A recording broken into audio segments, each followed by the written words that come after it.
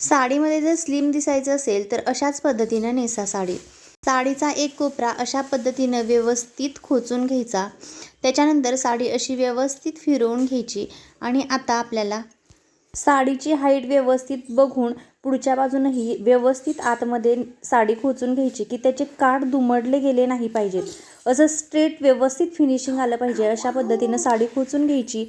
आणि आता आपल्याला पदर करून घ्यायचा आहे. त्याच्यासाठी पुन्हा एकदा पदर फिरवून घ्यायचा आणि त्याच्यानंतर पदराच्या छोट्या छोट्या आपल्याला निऱ्या करून घ्यायच्या आहेत. तर एक भाग त्याचा असा खोचून घ्यायचा आणि छोट्या छोट्या अशा काठां एवढ्या निऱ्या करून घ्यायच्या.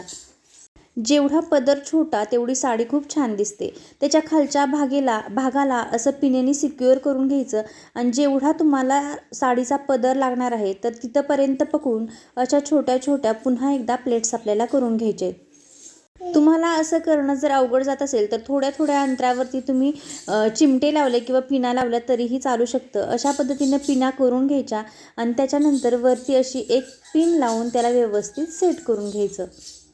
आणखी एक टीप लक्षात ठेवायची की तुमची हाईट जर कमी असेल तर गुडघ्यांपेक्षा थोडासा जास्तच पदर काढायचा, कारण जेवढा पदर छोटा असेल तेवढी जास्तच हाईट कमी दिसते. त्यामुळे पदर काढताना गुडघ्यांच्या थोडासा खाली जाईल इतपत काढायचा.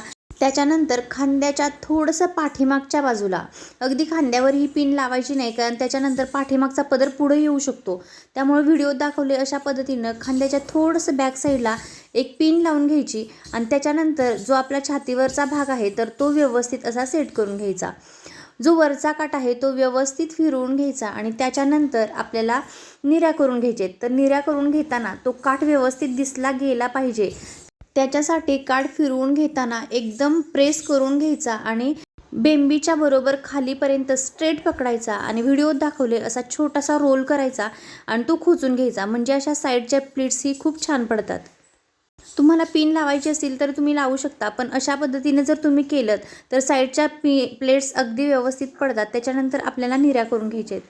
तर निऱ्या करून घेण्यासाठी 3 बोटांमध्ये व्यवस्थित काठ पकडायचा आणि मोठ्या मोठ्या अशा एकसारख्या निऱ्या करून घ्यायच्या आणि त्याच्यानंतर या सगळ्या निऱ्या एकत्र करून त्या व्यवस्थित खोचून द्यायच्या. त्या निऱ्या खोचताना त्या दुमडल्या गेल्या नाही पाहिजेत, स्ट्रेट बसल्या पाहिजेत आणि पुढचा भागही असा व्यवस्थित पसरवून घ्यायचा. अशा पद्धतीने जर साडी नेसली तर तुम्ही जाडही नाही दिसणार आणि तुमची हाईटही दिसेल.